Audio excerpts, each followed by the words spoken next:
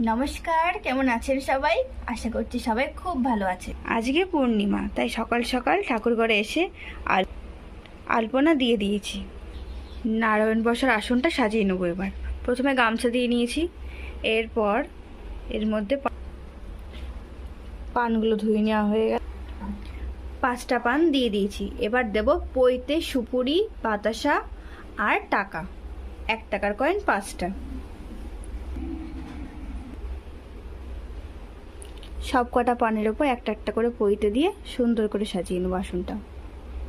সাজিয়ে নিলাম কলা, পৈতে, বাতাসা, 1 টাকার কয়েন, সুপুরি দিয়ে। যেখানে ঘট বসাবে সেখানে আমার আলপনা দেওয়া হয়ে গেছে।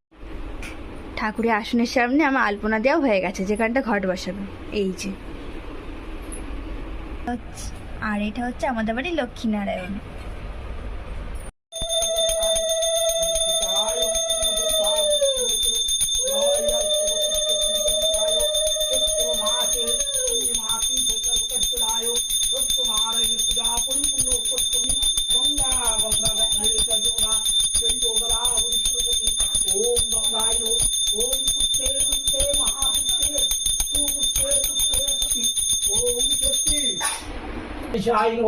येषु स्वचंदनगंधा पुष्पे ओम पंचोदोदा भैरवो येषु स्वचंदन भैरवो एत गंधा पुष्पे सिद्धिदाता ओम गं गणेशाय नमो येषु गंधादि विष्णुर चरणार्थे कर्तव्य गणेशादि नित्याय गुरु कृपा हि केवलम गुरु शक्ति गुरु बल गुरु मुक्ति गुरु वेद गुरु पूजार कारण अधिष्ठित हইলেন দেব নারায়ণ।